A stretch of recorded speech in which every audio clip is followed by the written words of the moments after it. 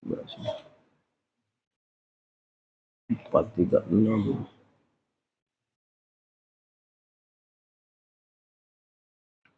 Ya, bismillahirrahmanirrahim. Assalamualaikum warahmatullahi wabarakatuh.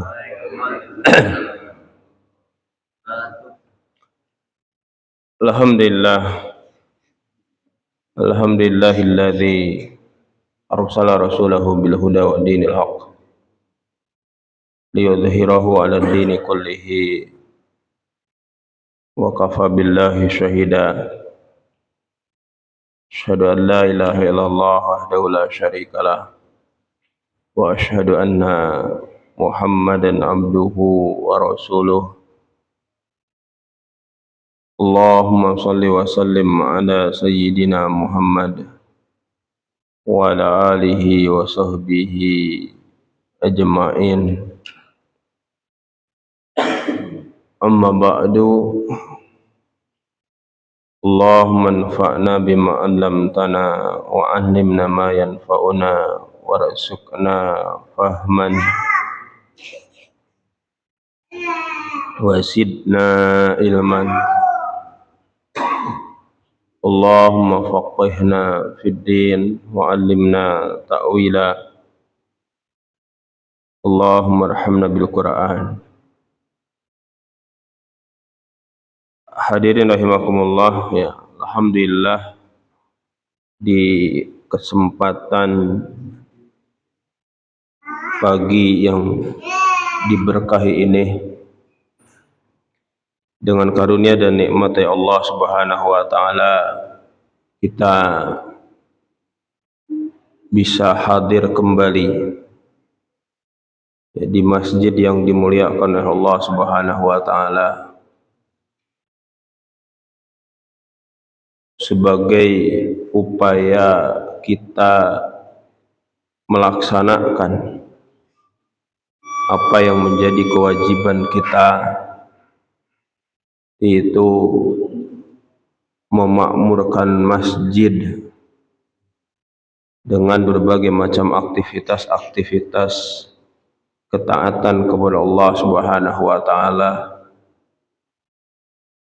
baik itu yang berkaitan dengan kewajiban kita melaksanakan sholat subuh berjamaah ataupun sholat sunnah,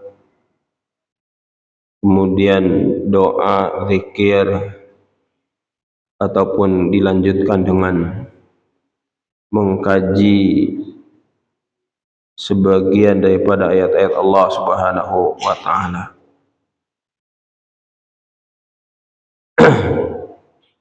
Salawat serta salam semoga senantiasa terlimpah curahkan untuk habibana wa nabiyana Muhammad sallallahu alaihi wasallam, ya, untuk para keluarganya, para sahabat, para tabi'in, para tabi'ut tabi'in, dan orang-orang yang senantiasa istiqomah mengikuti jejak langkah beliau. Mudah-mudahan kita termasuk yang ada di dalamnya.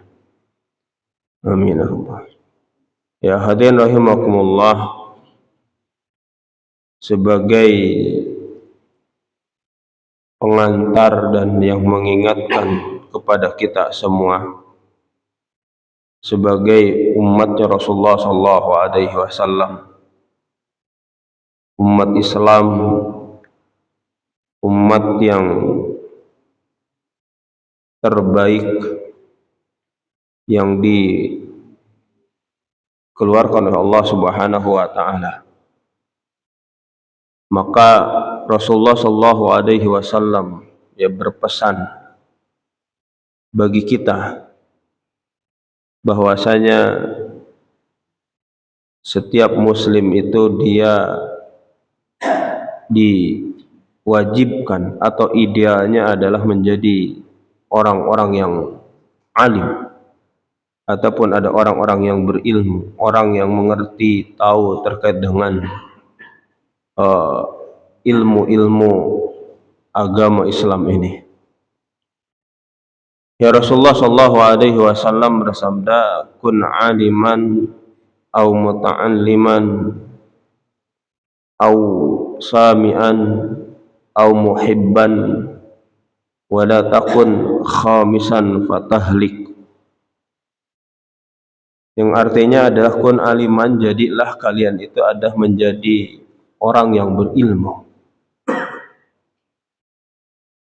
Kalau tidak menjadi orang yang berilmu, au muta'alliman, kalian itu harus menjadi muta'allim, orang yang belajar. Kalau menjadi muta'allim gak bisa, maka au sami'an, atau hanya menjadi pendengar, menjadi mustami gitu. Atau kalaupun tidak bisa adalah au muhibban, atau orang yang mencintai terhadap ilmu. Wala takun khamisan, maka janganlah kalian itu atau kamu itu menjadi yang kelima.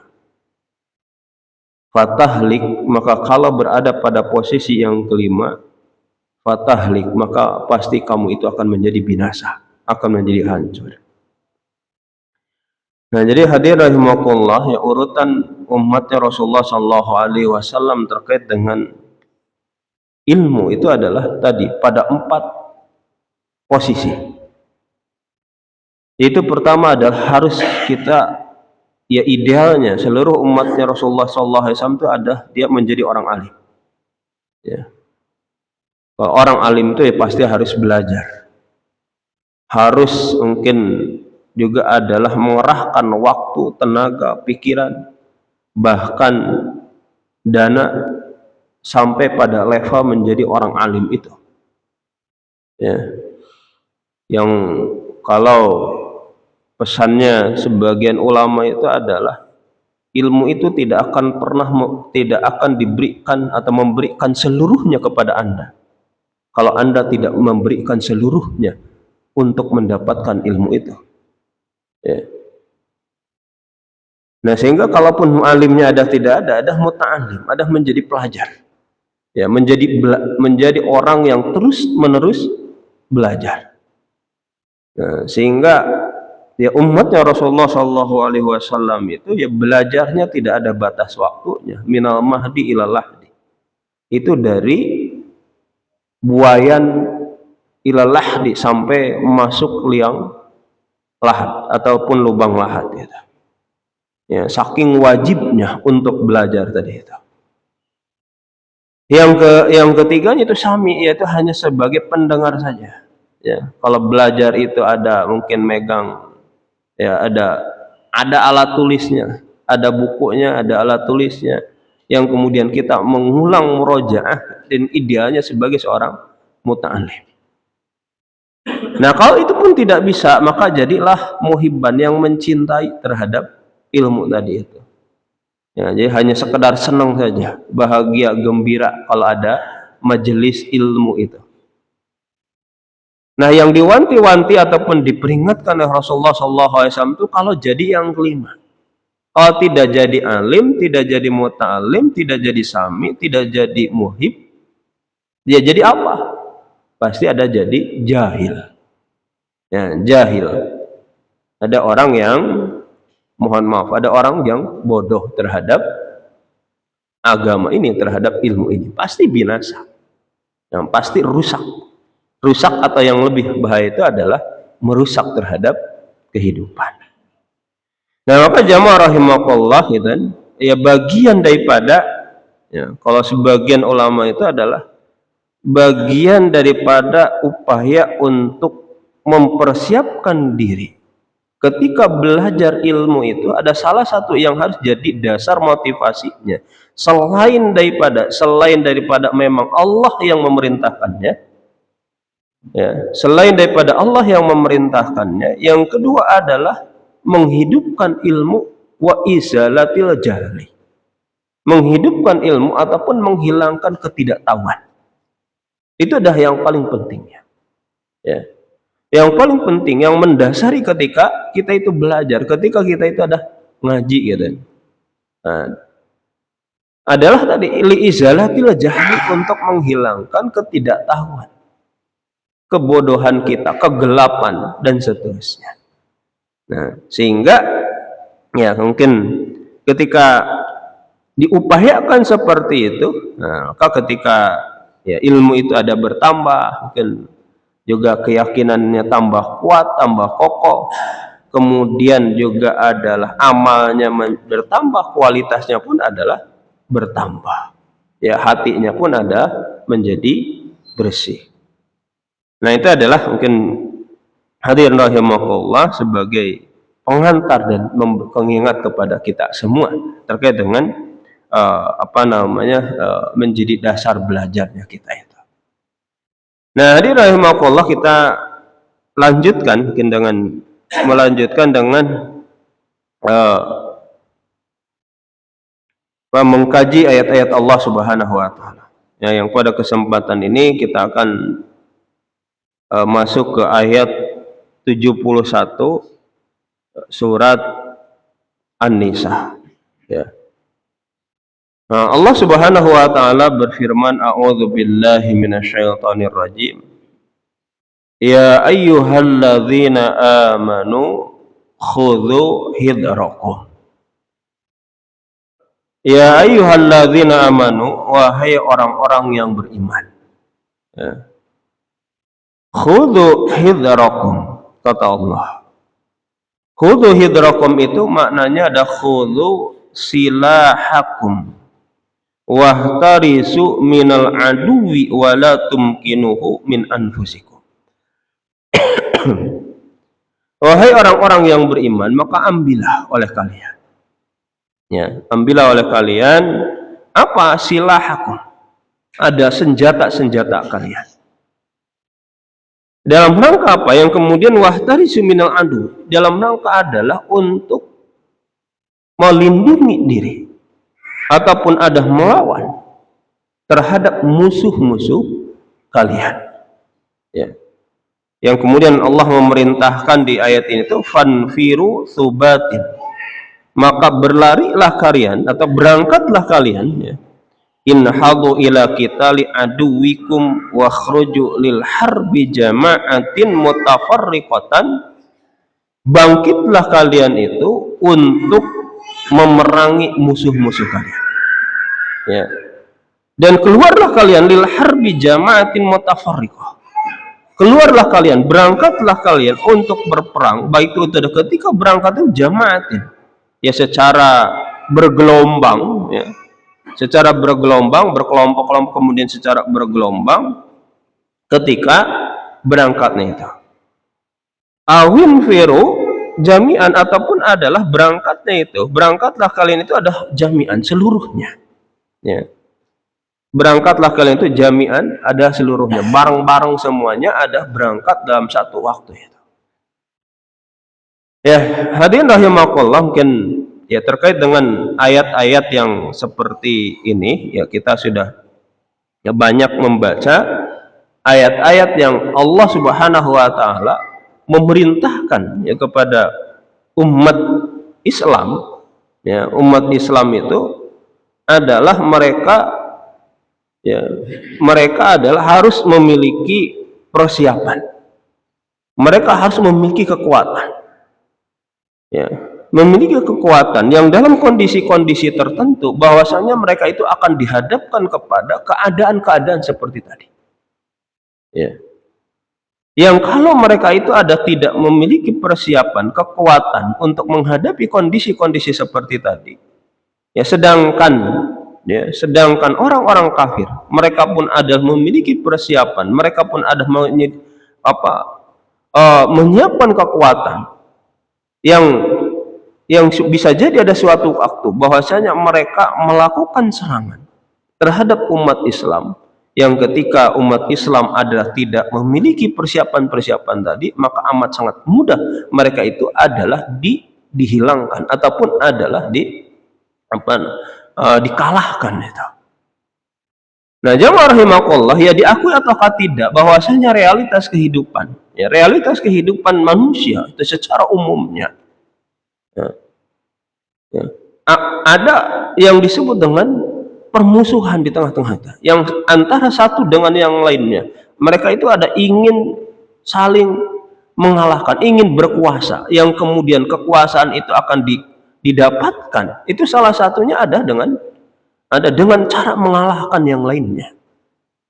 Apalagi jamaah rahimakumullah, ke dalam konteksnya adalah Islam, ya. Dalam konteks Islam itu, ya, sebagai sebuah din yang diturunkan oleh Allah Subhanahu wa taala yang mengatur seluruh aspek kehidupan. Yang kadang orang-orang kafir itu begitu amat sangat tidak sukanya, bencinya terhadap Islam. Yang kemudian mereka melakukan berbagai macam upaya untuk apa? Untuk melenyapkan Islam di tengah-tengah kehidupan. Ya. Baik itu ada semenjak Rasulullah Shallallahu Alaihi Wasallam itu diutus oleh Allah Subhanahu Wa Taala, ataupun generasi setelahnya dan seterusnya berabad-abad berikutnya, atau bahkan mungkin juga adalah sampai kehidupan kita hari ini, ya, dengan berbagai macam upaya yang mereka lakukan. Oleh karena itulah hadirin rahimakumullah, bahwasanya Islam sebagai agama yang diturunkan oleh Allah sebagai pencipta alam semesta yang maha tahu terhadap segala sesuatu. Ya, maka Islam bukan hanya sebagai sebuah agama yang mengatur terhadap urusan-urusan ritual ataupun spiritual, tetapi lebih jauh daripada itu, atau lebih luas daripada itu. Nah, maka diantaranya adalah ada syariat yang berkaitan dengan al-qital yang oleh Allah Subhanahu wa taala sebutkan di dalam ayat ini. Nah, yang kemudian jamaah rahimakumullah, di ayat berikutnya, ya, Allah Subhanahu wa taala menggambarkan terkait dengan terkait dengan bagaimana situasi, kondisi di Madinah ketika itu. Ya, situasi dan kondisi di Madinah ketika itu, yang ketika Rasulullah Shallallahu Alaihi Wasallam sebagai seorang pemimpin yang kemudian beliau adalah menghadapi kekuatan-kekuatan orang kafir yang memiliki keinginan untuk melenyapkan, ya, Rasulullah dan para sahabatnya atau Islam. Nah, yang kemudian di ayat berikutnya oleh Allah digambarkanlah, wa inna minkum laman la yubti'anna, ya, dan sesungguhnya di antara kalian itu laman la yubti'anna, ada orang-orang yang dia itu lelet, ya, itu ataupun adalah menunda-nunda, karena merasa berat. Wa inna min askari Rasulillah sallallahu alaihi wasallam, dan sesungguhnya di antara pasukannya Rasulullah sallallahu alaihi wasallam, ya, laman yatasaqalanna, bahwasanya mereka itu ada merasakan begitu amat sangat beratnya, ya, merasakan begitu amat sangat beratnya untuk bergabung bersama pasukan yang dipimpin oleh Rasulullah sallallahu alaihi wasallam. Wala yatakhallafanna 'anil qitali wa hum dha'afatul mu'minina wal munafiqun. Dan mereka pun adalah berupaya untuk apa? Untuk tidak ikut serta, ya, bersama Rasulullah sallallahu alaihi wasallam berangkat berperang melawan orang-orang kafir. Baik itu dari kalangan dha'afatul muslim, dha'afatul mu'minin, baik itu dari kalangan orang-orang yang, ya, orang-orang mukmin tapi mereka memang orang-orang yang lemah, nah, ataupun ada wal munafikun, ataupun ada orang-orang munafik, ya, ataupun ada orang-orang munafik itu, ya. Maka fa in asabatkum musibatun, ya, fa in asabatkum musibatun ya ma'syara mujahidina, fa in asabatkum, maka jika menimpa kepada kalian, nah, jika menimpa kepada kalian itu ada Rasulullah dan para sahabatnya ketika itu, ya, orang-orang Rasulullah dan para sahabatnya yang mereka ikut serta berjihad melawan orang-orang kafir tadi itu. Musibatun, musibah, ya, jika menimpa kepada itu adalah musibah. Qatlin wa hasimatin wa juhdin minal aish. Nah, musibah di sini maknanya itu adalah, ya, qatlin wa hasimah, itu diantara mujahidin, ya, sahabat yang ikut serta bersama Rasul itu adalah qatlin, bisa jadi ada yang terbunuh, ataupun adalah wahasimah, mengalami kekalahan, wajuhdin minal aishi, ataupun ada dia kesulitan, kesusahan dalam kehidupan. Nah, jadi ketika kondisi umat Islam itu ada dalam keadaan seperti tadi, nah maka orang-orang munafik itu dia akan menunjukkan responnya atau sikapnya terhadap kondisi yang menimpa terhadap umat Islam itu. Ya. Apa yang dikatakan oleh mereka itu? Ya. Maka orang munafik mengatakan mayyubtiu farhan syadidan bitakhallufihi wa hamidan li ra'yihi. Ya. Tadi maka orang-orang tadi itu baik itu ada orang-orang yang tidak ikut serta bersama Rasulullah, ya terutama ada yang dominan orang-orang munafik, maka mereka begitu amat sangat gembiranya, ya gembira bahagia karena mereka dianggap merasa selamat, ya merasa selamat dengan tidak hadir, tidak ikutnya dalam vital tadi itu. Yang kemudian mereka pun wahami dan niraihi, dia pun ada mereka memuji-muji terhadap pendapatnya gitu. Merasa senang lah karena mereka merasa selamat. Mereka merasa badannya adalah ya sehat karena tidak ikut serta dalam perang tadi yang bisa jadi akan terancam, ya baik itu adalah al-qatlu yang terbunuh ataupun ada di antara mereka ada juga mungkin terluka dan seterusnya. Nah, jadi seolah-olah bahwasanya posisi mereka itu ada posisi yang baik, posisi yang benar. Nah, dalam prasangka mereka itu. Sehingga orang-orang munafik itu mereka mengatakan qad an'amallahu alayya. Qad an'amallahu alayya, sungguh Allah itu telah memberikan kenikmatan terhadap kami ini, ya bil qu'ud, dengan duduk-duduk itu, ya dengan duduk-duduk tidak ikut serta bersama Rasulullah, tidak ikut serta melaksanakan apa yang diperintahkan oleh Allah. Tapi mereka dengan bahasanya itu, kalau bahasa kita ada bahasa seperti halnya bahasa yang Islam, ya Allah telah memberikan kenikmatan kepada kita. Allah telah memberikan tadi kegembiraan kepada kita, menyelamatkan kita. Nah, coba kalau kita hadir ke sana contohnya. Nah itu yang kata Allah itu adalah orang munafik itu begitu. Jadi dalam bahasanya bisa jadi ada bahasa-bahasa yang tadi itu, bahasa-bahasa sekali lagi ada bahasa-bahasa yang dianggap bahasa Islam itu. Qad an'amallahu alayya bil qur'an id lam akum ma'ahum syahidan. Ya ketika idlam akum ma'ahum syahidan, ketika kami itu tidak hadir, tidak bareng bersama mereka, dalam keadaan seperti tadi itu. Ya. Hadiran fil ma'rakah fayusibuni ma'asabahu. Nah, jadi kalau hadir bersama mereka itu ya pasti kita pun akan terkena musibah. Nah, terkena musibah seperti halnya yang menimpa terhadap saudara mereka itu. Nah, ya jemaah rahimakumullah.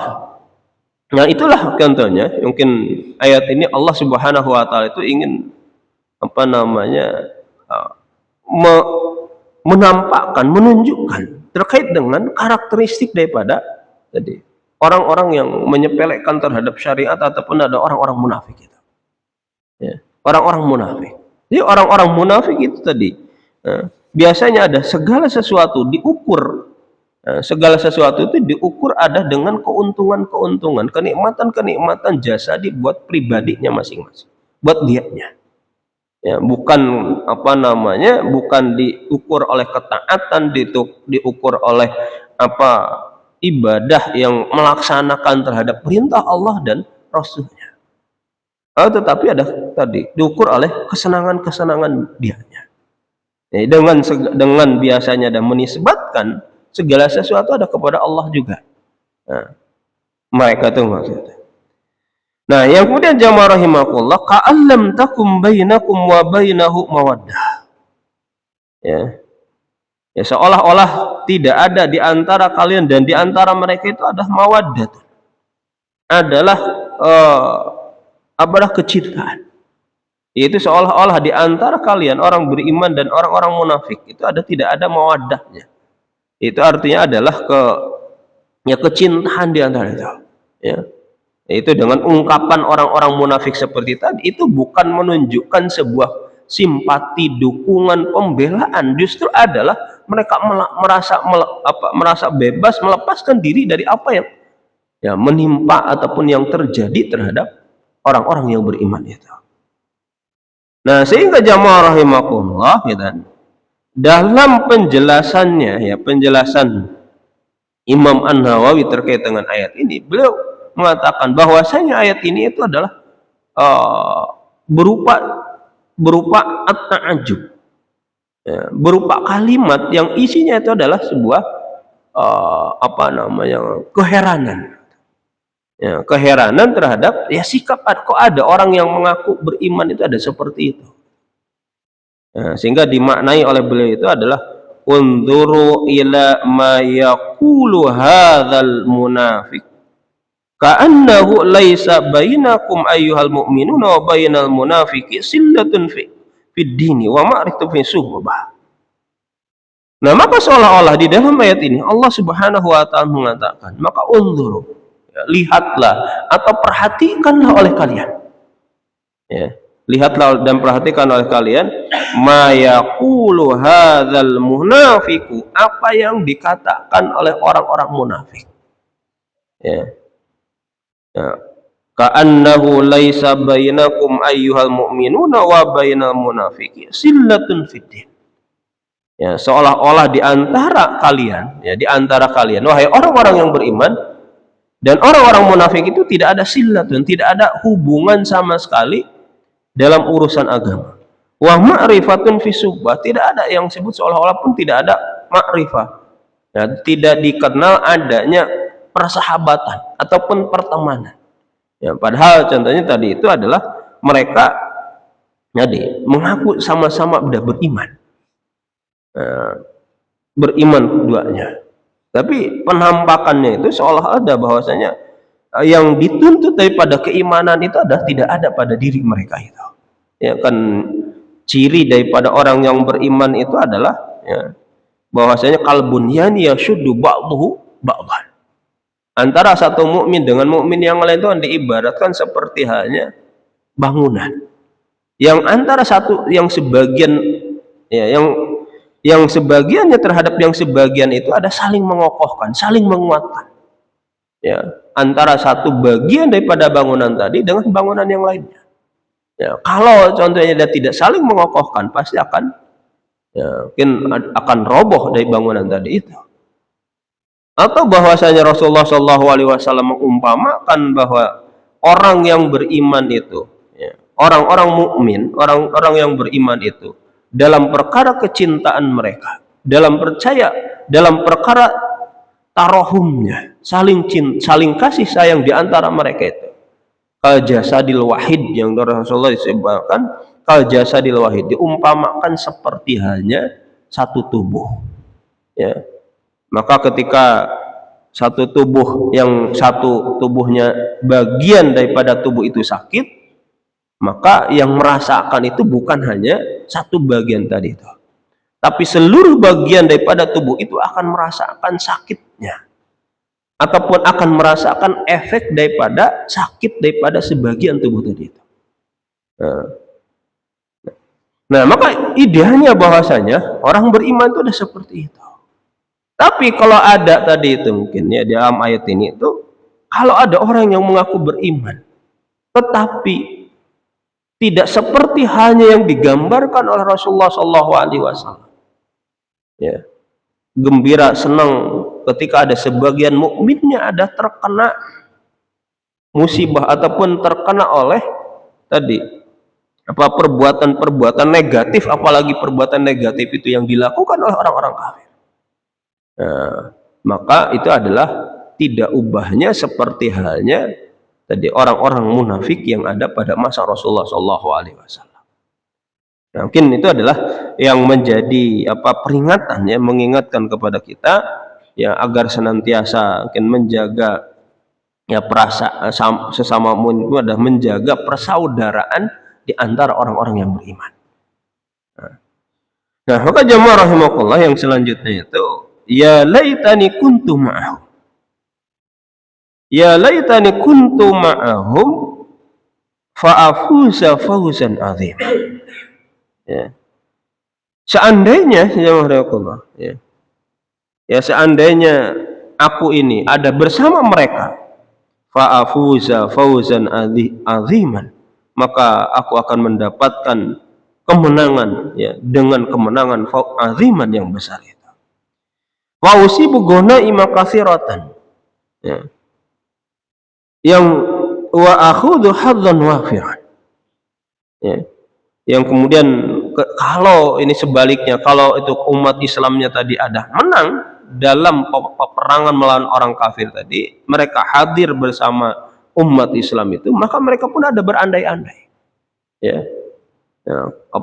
berandai-andai seandainya aku pun atau kami pun ada ikut hadir bersama mereka, maka kemenangannya akan lebih dahsyat lagi, akan lebih hebat lagi ya, ketika hadir bersama kaum muslimin untuk tadi melawan orang-orang kafir tadi.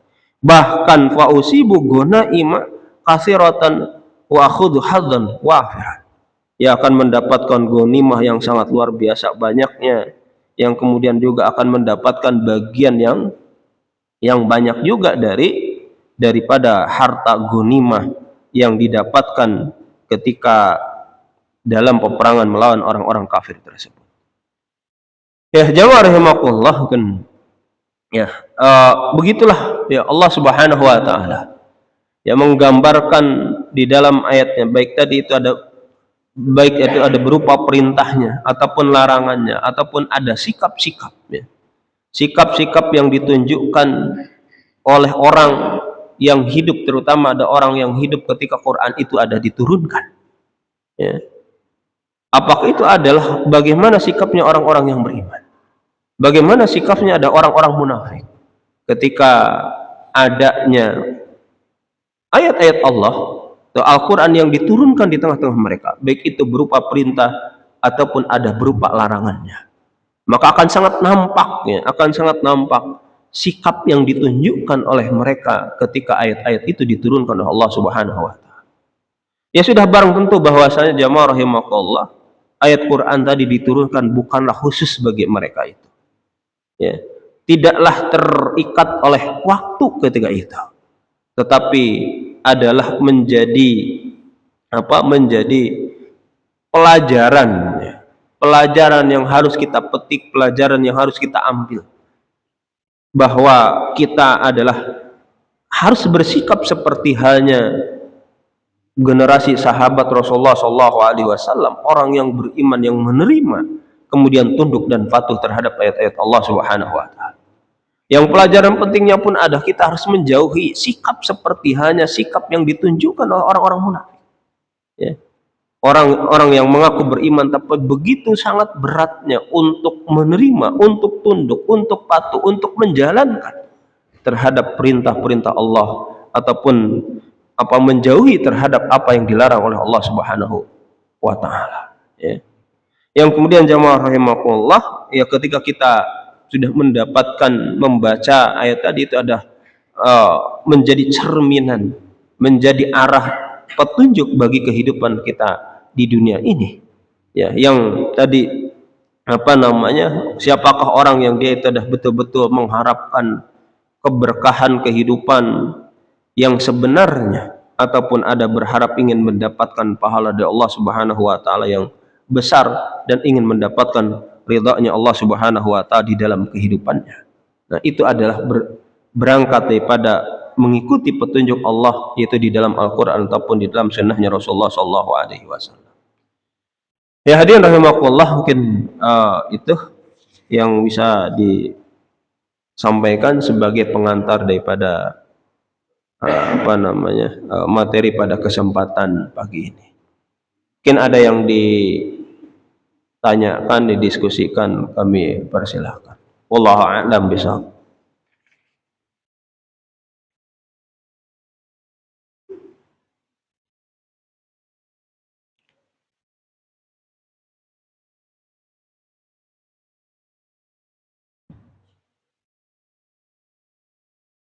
Ya, Wajib. Ya. Alhamdulillah. Waalaikumsalam.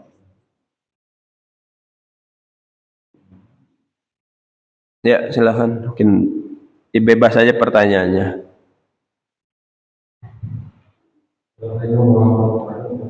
Waalaikumsalam warahmatullahi wabarakatuh.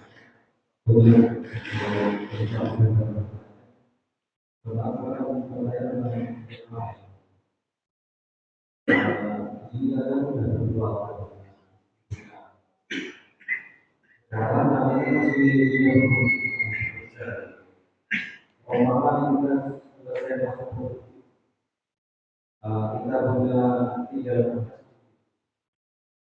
mana yang diutamakan untuk diwariskan kepada umat atau kita melaksanakan kewajiban melalui usia umat kita sudah boleh tapi sudah kita di masa non usia dari masyarakat kita menjalani di dalam mana yang kita utamakan kita tinggalkan keluarga kita hajar No. Ya, Wan. Ya, pertanyaannya adalah terkait dengan prioritas ya. Ketika kita punya harta, apakah intinya itu apakah digunakan untuk melaksanakan ibadah haji atau umroh ataupun nanti dipersiapkan sebagai warisan bagi anak keturunan ya. Ya mungkin terkait dengan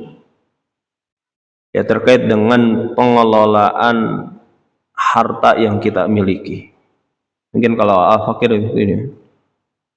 Jadi kita sebagai seorang suami, ya, laki-laki yang posisinya sebagai seorang suami dan plus menjadi seorang bapak. Dan secara umum daripada itu, dia pun adalah seorang muslim yang punya kewajiban melaksanakan ibadah kan itu. Nah, kita anggaplah posisikan dia itu ada seorang tadi itu dalam seorang laki-laki dalam 3 posisi tadi. Ya, ketika seorang laki-laki ya, dia anggaplah diawali dengan akad nikah. Yang secara tidak langsung bahwasanya dia telah mengambil beban yang harus dia tanggung untuk dilaksanakan setelah akad nikah itu. Artinya dia memiliki kewajiban untuk menanggung kehidupan istrinya. Ya. Yang kemudian setelah itu bahwasanya dia pun punya kewajiban yang mungkin dikaruniai oleh Allah keturunan, maka dia pun punya kewajiban untuk menanggung daripada kehidupan daripada anak-anaknya. Kan itu. Nah, maka jamaah rahimakumullah kan terkait dengan kewajiban seorang suami terhadap istri, baik itu berkaitan dengan makanannya, minumannya, tempat tinggalnya ataupun adalah pakaiannya. Sama halnya juga dengan anak-anak. Bahwasanya anak-anak itu ada orang bapak memiliki kewajiban untuk untuk memenuhi terhadap kebutuhan pokoknya. Baik itu ada makanannya, minumnya ataupun ada mungkin sekarang pendidikannya. Ya, pendidikannya yang sebisa mungkin bahwasanya orang tua memberikan pendidikan yang ideal bagi anak-anaknya. Nah, itu yang mungkin itu dulu yang perlu untuk kita prioritaskan dalam melaksanakan kewajiban, terutama berkaitan dengan harta yang dimiliki. Kan itu. Nah, kalau contohnya, kalau ini udah kita ada mungkin terkait dengan kewajiban tadi, seideal mungkin kita berikan terhadap mereka. Ya, terutama ada contohnya kepada anak-anak. Bahwa seideal mungkin bahwasanya kita memberikan terhadap mereka itu adalah pelayanan-pelayanan terbaik. Terutama ada berkaitan dengan contohnya dengan pendidikannya. Kan gitu. Berkaitan dengan pendidikan bukan hanya sekadar memenuhi perutnya, bukan hanya sekadar pakaiannya, tetapi ada yang paling penting seorang tua dalam hal ini adalah seorang bapak itu adalah ada memberikan pendidikan yang terbaik bagi anak-anaknya. Ya. Karena apa? Itu adalah mungkin investasi ataupun persiapan yang harus betul-betul diperhatikan oleh orang tua bagi anaknya, karena mereka akan mungkin tumbuh dewasa yang kemudian bisa jadi berpisah daripada orang tuanya, yang kemudian mereka sudah dibekali ilmu yang terbaik, maka mereka bisa hidup dengan mandiri ataupun dengan penuh ketaatan kepada Allah dan Rasul dan seterusnya. Nah, kalau contohnya itu ada sudah diupayakan. Nah, kalau memiliki harta yang lebih, nah itu barulah kita ada memiliki harta yang lebih itu. Nah, maka kalau memiliki harta yang lebih, ya, itulah yang kita memiliki dituntut untuk melaksanakan kewajiban yang tadi itu disebutkan. Walaupun yang prioritas utamanya mungkin adalah juga berkaitan dengan harta kita itu ada zakatnya, ya, kalau berkaitan dengan yang wajib. Ada zakatnya, kan itu kelebihan daripada harta yang dimiliki, atau infak, sedekah dan seterusnya. Nah, yang kemudian masih lebih juga hartanya, ya barulah bahwasanya kita akan berupaya untuk melaksanakan kewajiban ataupun rukun Islam yang kelima itu, ya haji. Ya, melaksanakan rukun Islam yang kelima itu adalah ya haji itu. Ya, yang walillahi 'alan nasi hijjul baiti man istata'a ilaihi sabila. Ya, menjadi kewajiban manusia untuk berhaji karena Allah, ya, man istata'a ilaihi sabila, bagi orang yang mampu untuk melaksanakannya, bagi orang yang mampu di jalannya untuk melaksanakan ibadah haji tadi. Nah, maka ukurannya itu ada tadi al-istitha'ah, kemampuan untuk tadi yang kemudian dijelaskan apa yang dimaksud dengan al-istitha'ah. Al-istitha'ah itu azadu warrahilah. Itu ada bekal, warrahilah, ataupun ada kendaraan yang bisa memberangkatkan dia berangkat ke sana. Itu dia ada mampu, berarti ada berkaitan dengan ongkos dan segala sesuatunya. Itu dianggap mampu. Nah, mana contohnya? Kalau contohnya dihadapkan kepada tadi itu, kalau pertanyaannya mau dipakai haji ataukah duit itu ada disimpan saja buat nanti buat warisan anaknya, dan gitu. Ya sebenarnya gitu, kalau berbicara dari aspek hukumnya dulu, ya. Aspek hukumnya itu adalah bahwasanya seorang muslim itu dia wajib untuk melaksanakan apa yang menjadi kewajibannya dia. Tadi kalau kepada anak itu kewajibannya adalah selama dia itu hidup berada dalam tanggungannya. Nah, jadi kalau dia punya duit untuk haji mungkin yang lebih itu, dan itu adalah menjadi kewajiban dia memiliki kemampuan, itu adalah dia wajib untuk melaksanakan hal tadi itu. Karena apa? Ketika nanti kalau tadi itu kewajiban kita terhadap anak itu sudah dipenuhi semuanya, berarti kesananya itu bukanlah perkara yang wajib, hanya keutamaan saja. Ya, keutamaan saja yang harus dipersiapkan. Tadi itu kan sudah dipersiapkan secara kedewasaannya, kemudian keilmuannya dan seterusnya. Ya. Jadi sudah selesai terkait dengan apa yang menjadi kewajibannya. Ya. Nah, kalau sudah diselesaikan seperti itu, ya urusan warisan itu, ya, yang perlu untuk dipahami juga, memang bahwa apa sih yang disebut dengan warisan itu. Ya, jadi jangan menganggap bahwasanya warisan itu kita memberikan harta atau orang tua memberikan harta ketika hidup kepada anaknya disebut dengan warisan. Atau anak datang ke orang tuanya karena orang tuanya sudah dianggap sudah tua, minta warisan pada orang tuanya masih hidup. Itu bukan minta warisan. Atau orang tua memberikan orang tuanya yang sudah yang sudah sepuh ngasih harta kepada anaknya, itu bukan warisan karena masih hidup. Mungkin itu disebutnya hibah atau hadiah gitu. Yang disebut dengan warisan itu apa?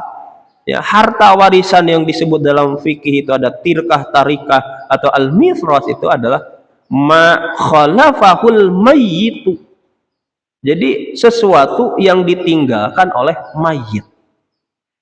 Jadi harta yang ditinggalkan oleh seseorang ketika dia meninggal, itulah yang disebut dengan harta warisan. Ya, harta warisan itu. Jadi ketika kita sudah meninggal, disebutlah dengan harta warisan itu. Ya. Nah, maka ketika harta yang ditinggalkan oleh mayit atau yang sudah meninggal, nah itu pembagiannya adalah Allah yang menentukan terkait dengan pembagiannya. Ya, pembagiannya Allah lah yang di dalam Al-Quran yang sudah kita lewati waktu itu. Maka Allah telah menentukan bagian-bagian daripada ahli waris tadi itu. Berapa bagian-bagian daripada mereka itu. Dan itu insya Allah tidak akan pernah kemana-mana. Ya, kalau anaknya ada semua, ya harta warisannya akan diberikan kepada mereka itu. Ya, akan diberikan kepada mereka. Nah, maka yang paling penting jamaah rahimakumullah gitu, ya, terhadap anak itu adalah bukan hanya sekedar meninggalkan harta. Nah, ya kan gitu, bukan hanya sekedar meninggalkan harta, tapi investasi terbaik yang disiapkan bagi anak itu ada mempersiapkan ilmu bagi mereka itu. Ya, mempersiapkan ilmu. Ya, maka dari kecil dididik, dibina, diberikan pemahaman keislaman dan seterusnya. Ya, sehingga tadi itu terutama ketika orang tuanya meninggal, ya mungkin didoakan dan seterusnya. Kemudian pula ada meminimalisir terjadinya konflik perebutan harta setelah orang tuanya meninggal. Kalau mereka itu tidak paham bagaimana pembagian daripada harta itu yang harusnya Allah yang membagikannya. Antara satu dengan yang lain tidak terima, contohnya harus dibagi rata dan seterusnya. Atau sampai iri-irian dan seterusnya. Ya. Antara kakak dan adiknya iri-irian dan seterusnya, yang sehingga menimbulkan konflik yang akhirnya terjadilah putus silaturahmi di antara anak-anak kita. Itu yang harus dikhawatirkan. Ya, jangan mohon maaf, bukan hartanya, bisa jadi ada justru kalau kita itu tidak mempersiapkan anak-anak kita dengan pemahaman keagamaan, justru akan mewariskan konflik dengan harta tadi itu. Kan padahal kata Rasulullah itu la yadkhulul jannata qati'un, tidak akan pernah masuk surga orang yang memutuskan tali silaturahmi. Nah, jadi kalau ada adik kakak ya, menyatakan sudah lagi tidak menganggap saudara contohnya. Nah, naudzubillahi min dzalik. Nah, itu ada la yadkhulul jannata qati'un, tidak akan pernah masuk surga orang yang memutuskan silaturahmi. Kan bagian yang terjadi di tengah kehidupan kita itu biasanya yang penyebab putusnya silaturahmi itu perebutan harta warisan itu. Kan itu. Ya, biasanya itu ada berangkat dari mana? Ketidakpahaman, ketidaktundukan, ketidakpatuhan terhadap Allah, ya, ketidakpahamannya kemudian memunculkan konflik perebutan harta warisan tadi itu. Nah, sehingga kalau mereka itu sudah disiapkan sedemikian rupa, ya selesailah orang tuanya meninggal, maka insya Allah juga akan memudahkan bagi anaknya. Untuk apa? Untuk bagaimana mengelola terhadap harta, pembagian terhadap harta tadi. Ya, jangan sampai juga mungkin mohon maaf. Jadi ada contoh kasusnya. Jadi ketika seorang orang tua atau seorang bapak dia meninggal, dia punya harta, meninggal, dia punya hutang. Ya, ketika dia punya hutang itu, tapi anaknya tidak mau membayarkan hutang bapaknya, padahal harta itu kan harta bapaknya. Ya, jangan sampai yang penting ada nafsu untuk dibagi harta warisan tadi, sedangkan hutangnya tidak mau membayar. Nah, itu kan meninggalkan masalah. Itu pasti akar utamanya mohon maaf, orang tuanya ada meninggalkan sesuatu yang salah ngajarinnya berarti. Ya. Nah itu yang harus kita hindari. Naudzubillahi min dzalik tadi itu, ya. Ya, kan gitu katanya, cerita teman itu begitu. Jadi bapaknya punya harta sekian ratus juta tapi punya hutang sekian 150 juta tapi nggak mau membayarin hartanya tadi karena sayang. Kalau dibagikan kan, kalau dibayarkan hartanya akhirnya nggak dapat warisan. Ya padahal kan duit itu kan berarti duit orang. Ya. Makanya di dalam Islam itu ketika seseorang itu meninggal dan meninggalkan harta, maka kewajiban pertamanya itu ada harta yang dimiliki oleh si mayit itu digunakan untuk mengurus jenazahnya. Ya, dari mulai beli kain kafannya, ya, mungkin adalah membeli tanah buat pemakamannya, mungkin juga ada membayar orang-orang yang menggali ataupun terlibat dalam pengurusannya. Yang paling utama itu ada harta yang dimiliki oleh si jenazah itu. Nah, dari harta itulah yang diberikan. Yang keduanya apa? Yang kedua ada membayar hutangnya. Ya. Hutangnya harus dibayar dulu. Warisan itu jangan dibagikan sebelum hutangnya dibayar terlebih dahulu. Nah, setelah hutangnya dibayar, barulah yang ketiganya mungkin dia punya wasiat terkait dengan hartanya. Nah, nanti kalau saya meninggal, kasihlah buat si A, B, C contohnya. Maka itu yang disebutkan. Barulah yang keempatnya, dibagilah harta tadi kepada ahli warisnya. Nah, jadi jangan bagi ahli waris juga hutangnya nggak mau bayar, haram nanti hartanya bisa jadi itu duit orang kan gitu. Duit orang yang ada pada dia itu yang kemudian harusnya dibalikin justru ada dipakai dibagi. Nah, apa jemaah rahimakumullah, itulah mungkin yang harus kita perhatikan tadi itu. Ya, jadi ketika kita berupaya sudah seperti itu, ya prioritas utamanya adalah ya kita ada ingin memberikan yang terbaik, ibadah yang terbaik. Jadi jangan salah juga adalah ada orang yang memprioritaskan haji tetapi adalah mengabaikan kewajiban terhadap keluarganya contohnya. Nah, salah juga. Tapi ada juga yang dia punya kemampuan tapi karena sangat cinta terhadap anaknya dan terhadap istri dan anaknya, kemudian padahal dia memiliki kemampuan untuk melaksanakan ibadah haji tapi tidak dilaksanakan, itu pun ada perbuatan yang sangat buruk gitu. Memang ada ancaman khusus juga kan bagi orang yang dia mampu melaksanakan haji tapi tidak berangkat. Nah, dia adalah ya berdosa besar karena itu ada bagian daripada rukun Islam. Mungkin begitu, Pak. Allahu a'lam bishawab. Ada lagi tidak? Ya, silakan, Pak. Jadi kedengeran lebih jelas nggak pakai itu kayaknya. Coba. Bapak itu yang jelas. Kalau saya jelas lah. Beda kayaknya. Nyambung tadi masalah warisan tadi itu. Sekarang itu saya lihat ada fenomena baru lagi. Berhutang nunggu nanti mati diumumkan siapa yang punya hutang tolong berhubungan dengan keluarganya. Akhirnya orang itu mengikhlaskan karena mati. Ini ada fenomena baru lagi nih, tak. Jadi kayak begitu itu. Saya ngutang dulu lah gitu. Lah masa temen sendiri baik, temen sendiri nanti aku mati pasti diikhlaskan lah. Kalau seperti itu gimana, Tat? Ya. Jadi ya terkait dengan hutang. Kalau kata Rasul itu adalah nafsul mu'mini mu'allaqatun bahwasanya jiwa seorang mukmin itu ada dia tergantung oleh hutangnya hatta yuqdu anhu sampai dibayarkan hutangnya. Ya.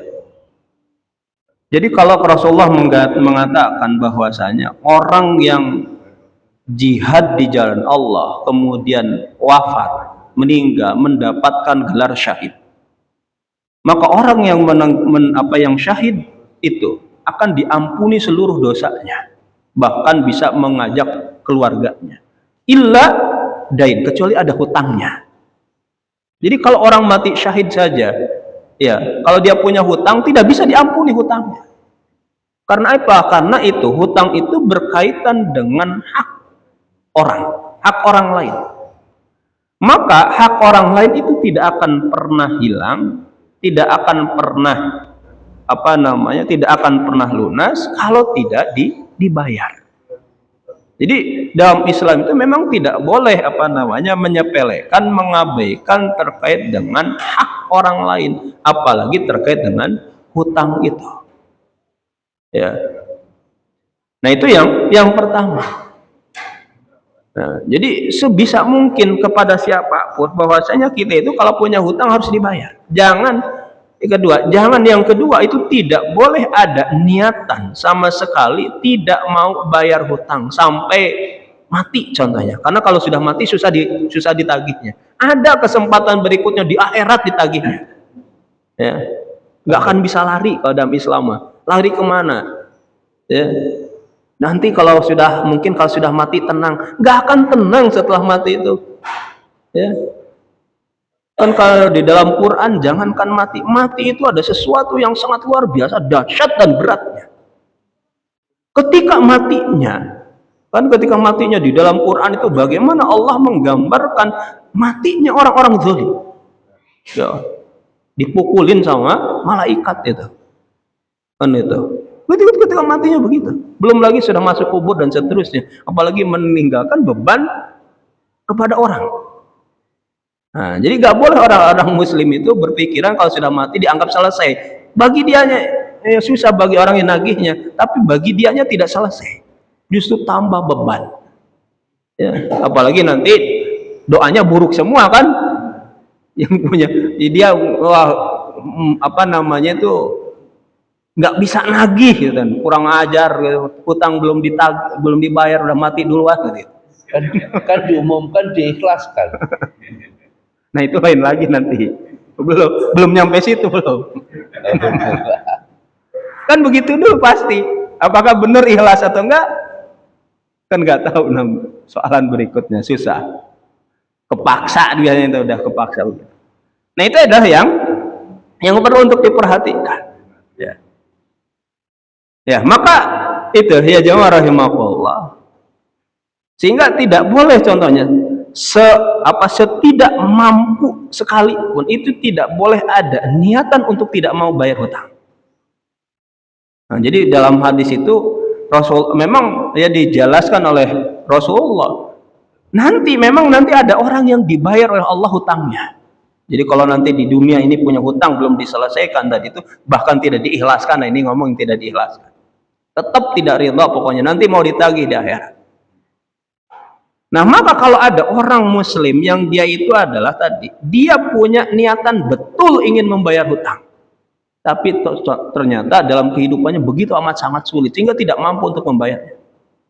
Nah, itulah yang nanti ditolong oleh Allah Subhanahu wa taala di akhirat, akan dibayarkan hutangnya dia kepada orang yang meminjamkannya tadi itu. Tapi kalau tadi dia mampu, dia tidak punya niatan sama sekali, nah itu akan terus dikejar. Nah, sampai akhirat itu. Maka kata Rasulullah kan kedzaliman itu ada 3 modelnya. Nah, model yang ketiga itu zulmun bainal abdi, ada kedzaliman yang terjadi di antara sesama manusia. Yaitu sampai mereka itu saling memaafkan dan saling menghalalkan. Yaitu diantaranya berkaitan dengan hutang itu. Oh, nanti itu diadili di hadapan Allah Subhanahu wa taala terkait dengan yang tidak hutang piutangnya nggak selesai. Nah, jadi jangan dianggap ringan, masih panjang nanti. Ya. Masih panjang. Nah, maka berbeda kasusnya bagaimana? Itu dari sisi orang yang punya kewajiban bayar hutang. Nah, maka bagi orang yang menghutangkan, nah itu tinggal diberikan pilihan. Itu kenapa? Itu berkaitan dengan haknya dia. Mau diikhlaskan ataukah tidak? Itu mah haknya orang yang menghutangkan. Nah, kalau diberikan tempo keringanan contohnya itu baik bagi dia kan. Nah, lebih baik bagi dia. Atau kalau mau diikhlaskan betul-betul, tapi harus betul-betul ikhlas, bukan hanya ngomong gitu. Kalau nggak hanya sekedar ngomong, udah saya ikhlaskan karena terpaksa dia sudah mati, nggak bisa saya tagih, berarti kan bukan ikhlas dia mah. Tetapi ada terpaksa nggak bisa nagih, mau nagih sama siapa contohnya, masa ke kuburannya ditagih ya, atau nagih sama anaknya nggak punya duit juga, gimana lu?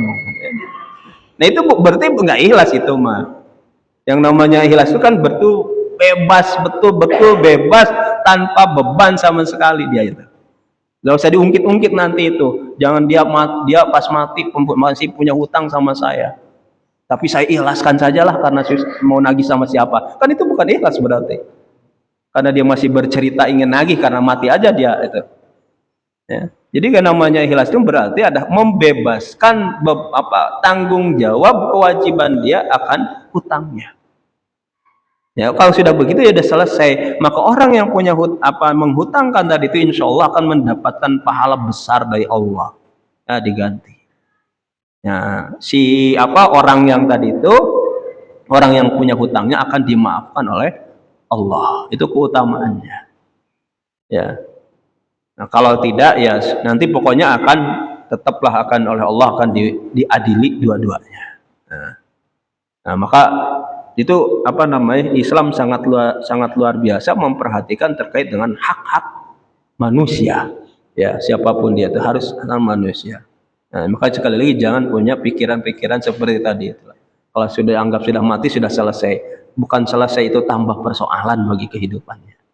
Karena sudah mati itu tidak akan bisa lagi memperbaiki kan, nggak bisa taubat, nggak bisa minta maaf gitu kan, nggak minta bisa dibebaskan. Orang udah mati mau gimana itu udah amalnya sudah terputus, dia bisa apa-apa lagi. Nah, kalau masih hidup masih bisa dimaafkan, masih meminta keringanan dan seterusnya. Kalau sudah dicabut nyawanya, urusannya di alam kubur kan mau gimana mau minta maafnya, susah itu mah. Berat, belum lagi nanti dihisab, dimisan dan seterusnya. Tambah rumit gitu kan. Nah, maka orang muslim itu jangan berpikiran seperti itu. Ya. Justru harus berpikirannya ada berpikiran yang berpikiran yang Islami. Ya, jemaah rahimakumullah, mungkin itu yang bisa sampai. Lanjut aja. Sambung menyambung jadi panjang ya. Banyak yang ngutang berarti.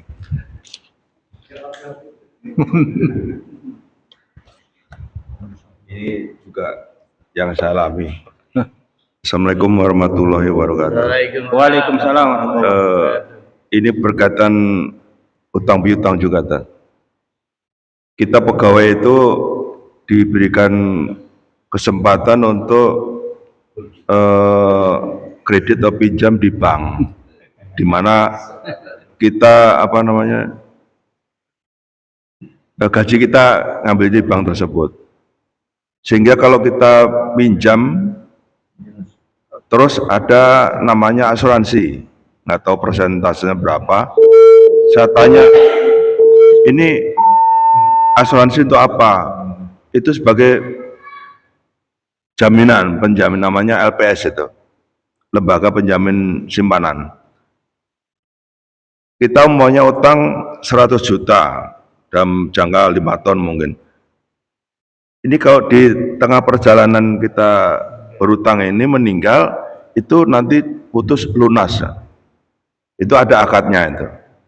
Nah, ini dalam Islam ini hukumnya seperti apa? Terima kasih. Assalamualaikum warahmatullahi wabarakatuh.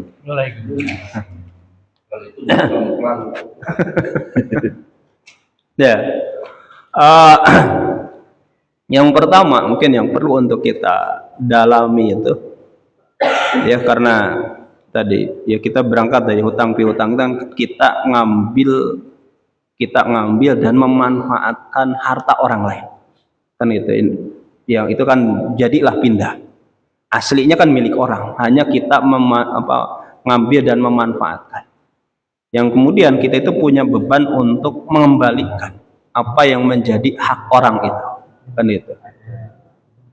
Nah, yang kemudian yang perlu untuk kita dalami dari cerita tadi itu, ya cerita tadi itu, Kalau kita itu udah minjemnya kan ke lembaga, kan bank atau apalah.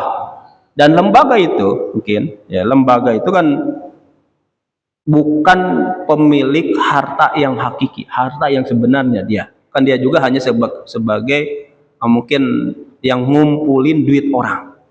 Kan gitu. Pengelola yang kemudian ngumpulin duit orang, yang kemudian dipinjamkan lagi kepada orang lain. Kan gitu. Nah, yang kemudian ketika ada orang lain berhutang kepada lembaga tadi ada duit orang juga. Nah, yang perlu untuk didalami tadi itu, ketika kita minjem 100 juta yang kemudian di tengah perjalanan itu ada dianggap meninggal kemudian dibebaskan hutangnya. Nah, yang jadi persoalan tadi itu ada ketika duit ini ya, yang aslinya punya orang tadi, apakah ini ada berefek juga berkurang terhadap harta pemilik aslinya, itu ada orang nasabah itu ataukah tidak? Kan gitu. Itu yang perlu untuk kita ketahuinya.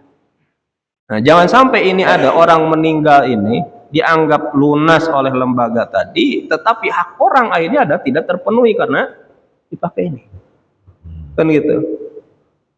Akhirnya kan hak-hak orang, duit-duit orang yang seharusnya dia dapatkan dan seterusnya hilang dikarenakan tadi dipakai oleh orang yang tadi, yang kemudian meninggal tidak dibayar dan akhirnya adalah rugi kan itu.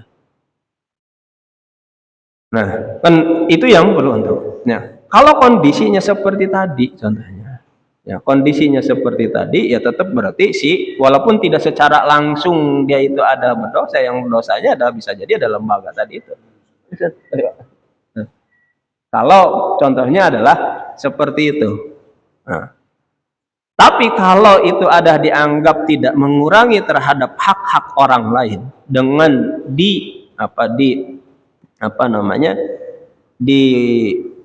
diputihkan atau dianggap lunas, ya berarti dianggap alhamdulillah, berarti sudah anggap selesai. Nah, kan itu dianggap selesai hutangnya di sisi dia.